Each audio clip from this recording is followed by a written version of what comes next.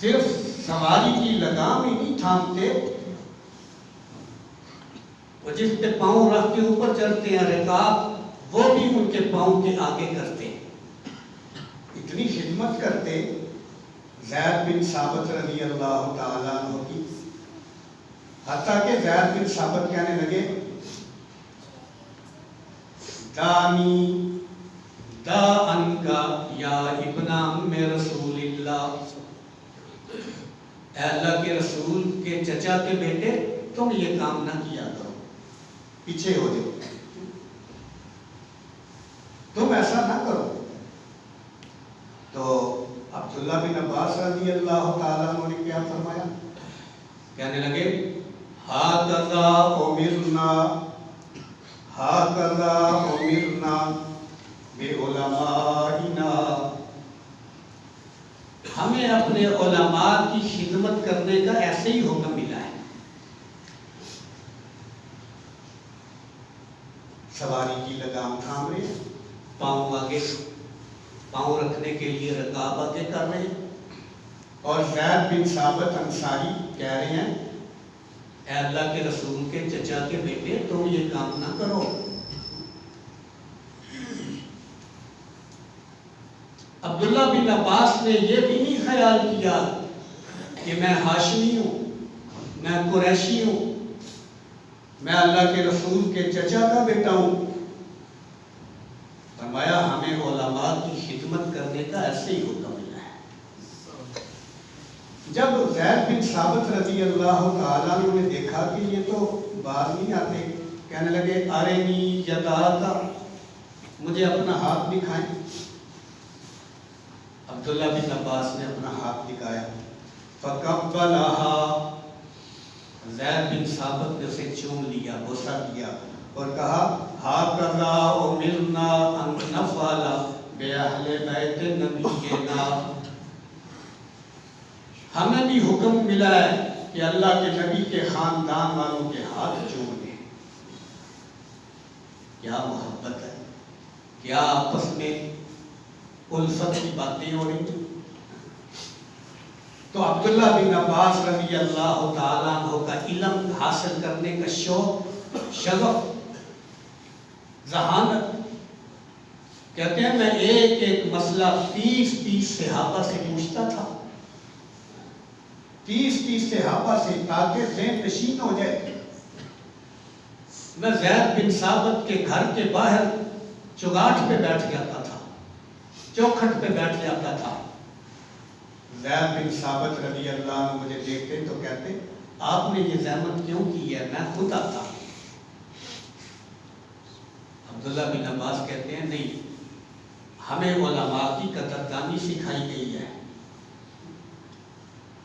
تو یہ عبداللہ بن عباس رضی اللہ تعالیٰ عنہ جن کی مدح و تعریف صحابہ کر رہے ہیں، تابعین کر رہے ہیں، اس کی چند جھلکیاں دیکھیں۔ حضرت عمر رضی اللہ تعالیٰ عنہ جب مسند خلافت میں بیٹھ گئے تو حضرت عمر رضی اللہ تعالیٰ عنہ کی جب مجلس شورا ہوتی، بدری صحابہ کو بٹھاتے جنہوں نے بدر میں شرکت کی تھی، تو عبداللہ بن عباس کو بھی ان بدری صحابہ کے ساتھ بٹھاتے۔ بدری صحابہ جو جنگ بدر میں شریک ہوئے تھے، یہ وہ عظیم صحابہ تھے۔ جبرائیل امین آئے، کہنے لگے یا رسول اللہ آپ بدر میں شریک ہونے والے صحابہ کو کس نظر سے دیکھتے ہیں؟ فرمایا ہم ان کو تمام صحابہ میں امتیازی حیثیت سے، امتیازی نظر سے دیکھتے ہیں۔ تو جبرائیل کہنے لگے ہم آسمانوں میں بھی وہ فرشتے جو بدر میں شریک ہوئے تھے ان کو امتیازی نظر سے دیکھتے ہیں۔ بدر والے صحابہ کا مقام بھی بہت بلند تھا۔ تو حضرت عمر رضی اللہ تعالیٰ عنہ جب مجلس شورا لگاتے، مکننہ کے لوگ بیٹھتے، تو عبداللہ بن عباس کو بھی ساتھ بٹھاتے۔ کسی نے اعتراض کیا کہ امیر المومنین آپ اس نوخیز بچے کو ہمارے ساتھ بٹھاتے ہیں، ہمارے تو بیٹے بھی اس سے عمر میں زیادہ ہیں، ہماری تو اولادیں، ہمارے اپنے بیٹے بھی اس سے عمر میں زیادہ ہیں۔ حضرت عمر رضی اللہ تعالیٰ عنہ نے فرمایا اس کو قرآن نے بٹھایا ہے، اس کو تمہارے ساتھ قرآن نے بٹھایا ہے، یہ قرآن جانتا ہے، قرآن کا فہم اس سے بہت ہے۔ پھر میں تمہیں بتاؤں گا بھی عملی طور پہ۔ چنانچہ ایک موقع لگا، حضرت عمر رضی اللہ تعالیٰ عنہ کہنے لگے عبداللہ بن عباس کو بلاؤ۔ عبداللہ بن عباس آئے، حضرت عمر رضی اللہ تعالیٰ عنہ نے تلاوت کی، اذا جاء نصر اللہ والفتح ورأيت الناس يدخلون في دين الله أفواجا فسبح بحمد ربك واستغفر إنه كان توابا۔ سورۃ نصر تلاوت کی، پھر حاضرین سے پوچھا، ایک ایک کر کے فرمایا مجھے جواب دو، اس سورت میں اللہ نے اپنے نبی کو کیا چیز بتائی ہے، کس چیز کی طرف اشارہ کیا ہے؟ کسی نے کہا کہ جب ملک فتح ہو جائے تو پھر توبہ استغفار میں لگ جاؤ۔ کسی نے کوئی جواب دیا، کسی نے کوئی جواب دیا۔ حضرت عمر رضی اللہ تعالی عنہ نے عبداللہ بن عباس سے پوچھا، تم بتاؤ اس صورت کے اندر اللہ نے اپنے نبی کو کس چیز سے مطلع کیا ہے؟ عبداللہ بن عباس نے دائیں بائیں دیکھا، بڑے عظیم لوگ بیٹھے ہوئے ہیں، جلیل القدر لوگ بیٹھے ہوئے ہیں، بزرگ قسم کے لوگ بیٹھے ہوئے ہیں، خاموش ہو گئے۔ فاروق اعظم رضی اللہ تعالیٰ عنہ کہنے لگے جھجکے نہیں، بولیں، بات کریں۔ عبداللہ بن عباس رضی اللہ تعالیٰ عنہ کہنے لگے امیر المومنین، اس صورت میں اجل رسول اللہ، اجل رسول اللہ عالمہ اللہ ایاہ، اس صورت میں اللہ نے اپنے رسول کو موت کی طرف اشارہ کیا ہے کہ آپ نے، آپ کی زندگی ختم ہونے والی ہے، آپ کا مشن پورا ہو گیا ہے، اب اگلے جہان کی تیاری کریں۔ حضرت عمر رضی اللہ تعالیٰ عنہ کہنے لگے واللہ، اللہ کی قسم میں نے بھی اس صورت سے یہی سمجھا تھا۔ پھر حاضرین سے کہا اس لیے بٹھاتا ہوں عبداللہ بن عباس کو اپنی مجلس میں ساتھ، اس لیے بٹھاتا ہوں، اس کو قرآن نے بٹھایا ہے۔ قرآن عظمتیں دیتا ہے، قرآن درجات بلند کرتا ہے، رفعتوں سے نوازتا ہے۔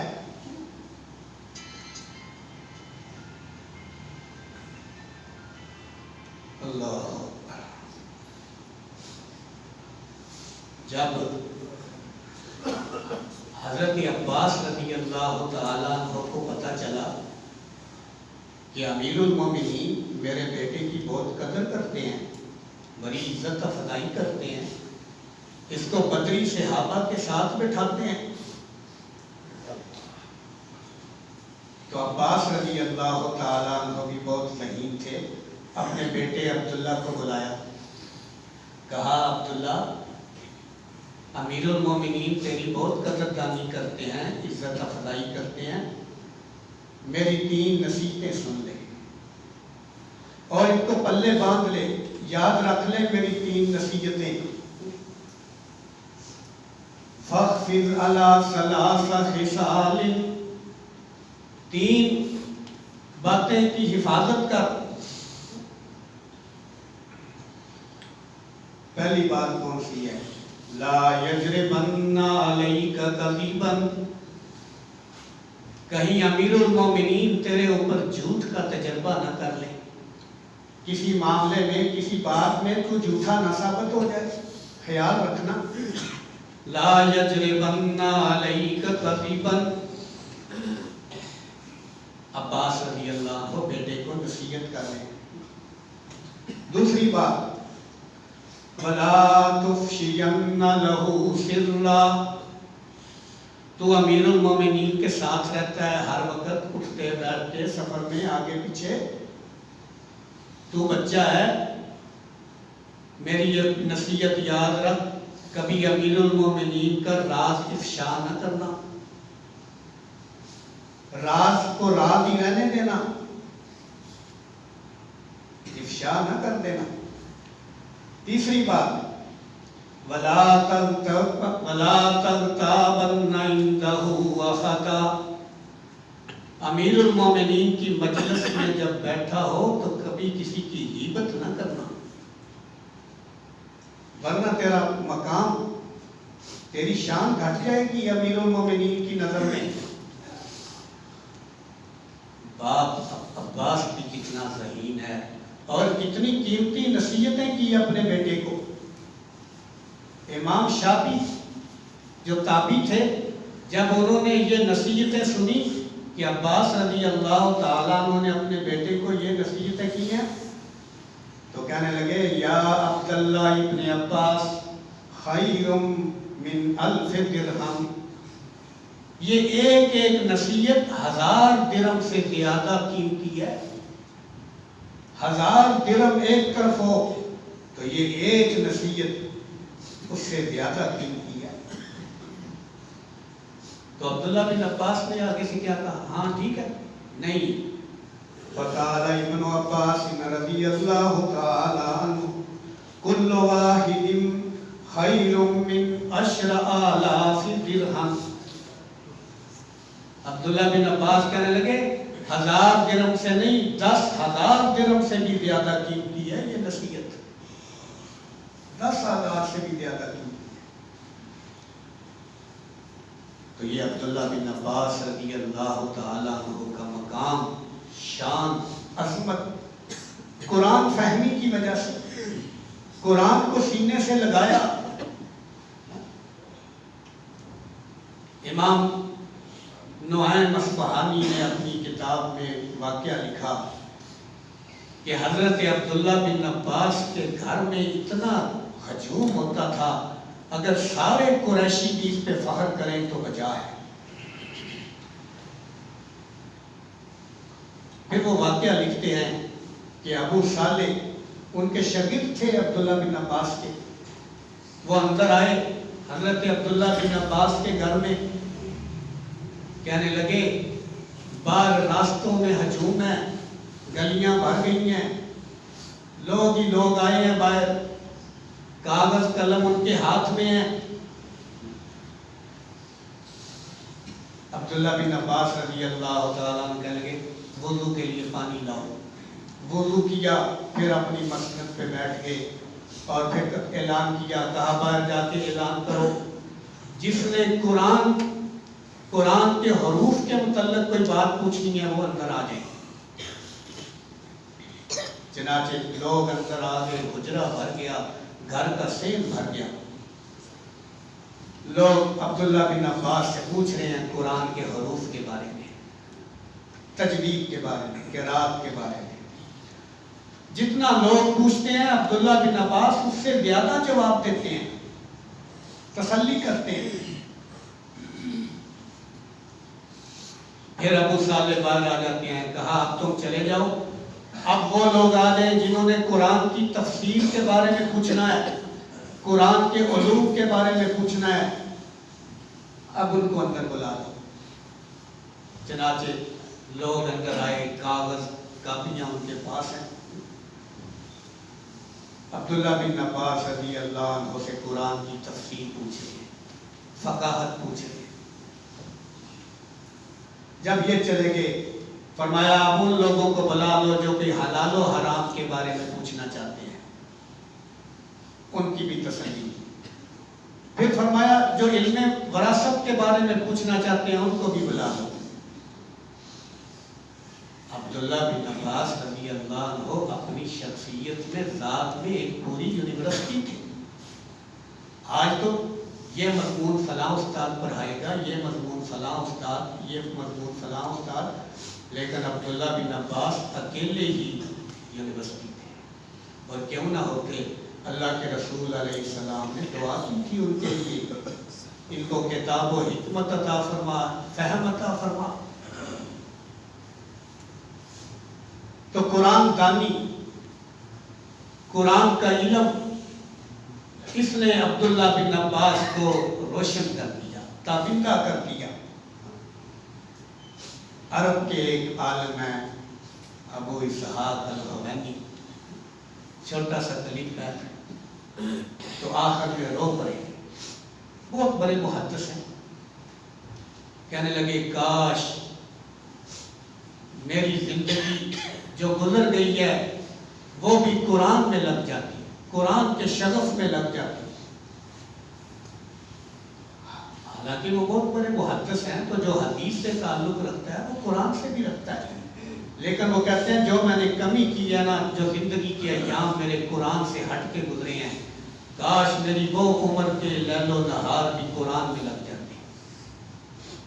ہم نے بھی کبھی سوچا ہے، ہمیں بھی کبھی خیال آیا کہ ہم قرآن سیکھیں، سکھائیں، قرآن یاد کریں، قرآن کا ترجمہ سیکھیں، قرآن کی تفسیر کے حلقے میں بیٹھے؟ کبھی ہمیں بھی خیال آیا؟ قرآن عظمتیں دیتا ہے، بلندیاں عطا کرتا ہے، ذہن دل دماغ میں وسعت پیدا کرتا ہے۔ عبداللہ بن عباس رضی اللہ تعالیٰ عنہ کو قرآن کا بہت زیادہ فہم حاصل تھا، واقعات بہت ہیں۔ حضرت عثمان رضی اللہ تعالیٰ عنہ کا دور خلافت ہے، ایک عورت کو لایا گیا کہ اس نے 6 مہینے بعد بچے کو جنم دے دیا ہے۔ امیر المومنین کہنے لگے اس کو سنسار کر دو، اس نے زنا کیا، 6 مہینے بعد بچے کو جنم دیا۔ عبداللہ بن عباس رضی اللہ تعالیٰ عنہ کہنے لگے امیر المومنین جلدی نہ کیجیے، میں نے قرآن میں دیکھا ہے کہ 6 مہینے کا بچہ پیدا ہو سکتا ہے اور ثابت النسب بھی ہوتا ہے۔ حضرت عثمان کہنے لگے کہاں دیکھا ہے تو نے؟ ہم نے بھی قرآن کی تلاوت کی ہے۔ حضرت عبداللہ بن عباس رضی اللہ عنہ کہنے لگے قرآن میں ہے وَحَمْلُهُ وَفِصَالُهُ 30 شَهْرًا، کہ حمل کی اور دودھ چھڑانے کی مدت 30 مہینے ہے۔ اور دوسری آیت میں ہے مائیں اپنے بچوں کو 2 سال دودھ پلائے، پورے 2 سال۔ تو 30 مہینوں میں 24 مہینے نکال دیں تو پیچھے کیا رہ جاتا ہے؟ اس کا مطلب ہے 6 مہینے کا بچہ پیدا ہو سکتا ہے اور وہ ثابت النسب بھی ہے، قرآن سے استدلال۔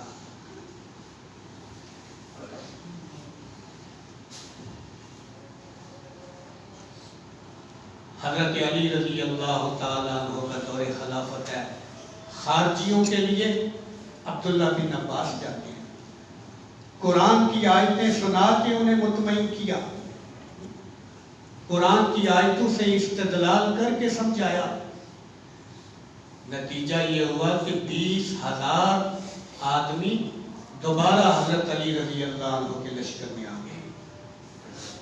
حضرت عبداللہ بن عباس کی تقریر سن کے، مناظرہ سن کے 20,000 خارجی دوبارہ حضرت علی رضی اللہ عنہ کی فوج میں آئے۔ یہ تھے عبداللہ بن عباس رضی اللہ عنہ۔ فقاہت، قرآن کی تفسیر، دین کا شوق، جذبہ، ولولہ۔ جب اللہ کے رسول نے وفات پائی تو ابھی 13 سال عمر تھی، پھر ابو بکر صدیق کا زمانہ پایا، عمر فاروق کا زمانہ پایا، عثمان غنی کا زمانہ پایا، علی مرتضیٰ کا زمانہ پایا، امیر معاویہ کا زمانہ پایا۔ 67 ہجری میں وفات پائی اور طائف کے اندر دفن ہوئی۔ تو مفسر قرآن، حبر الامت، جب حضرت عبداللہ بن عباس نے وفات پائی، صحابہ کا مجمع جمع ہے اور وہ کہہ رہے ہیں مات حبر الامت، آج اس امت کا عالم فوت ہو گیا ہے۔ ربانی الامت، حبر الامت، نعم ترجمان القرآن، فقی الکہول، لہو لسان سہول وقلب عقول۔ عبداللہ بن عباس کے بارے میں علماء یہ جملہ بولتے ہیں، فقی الکہول، یہ بچپن میں بڑھاپے والا تجربہ رکھتا ہے، لہو لسان سہول، اس کی زبان بہت زیادہ علمی سوال پوچھتی ہے، وقلب عقول، اس کا دل بہت عقل مند ہے، بہت دانا ہے۔ جنازہ رکھ دیا گیا، کفن پہنا ہوا ہے، ایک پرندہ آیا اور کفن کے اندر داخل ہو گیا۔ لوگوں نے بہت کوشش کی، کدھر آیا تھا کدھر گیا پتہ نہیں چلا۔ جب دفن کر دیا گیا، مٹی ڈال دی گئی تو قبر سے آواز آ رہی، یا ایتھا النفس المطمئنہ ارجعی الی ربک راضیۃ مرضیہ فادخلی فی عبادی وادخلی جنتی۔ عبداللہ بن عباس رضی اللہ عنہ کی کرام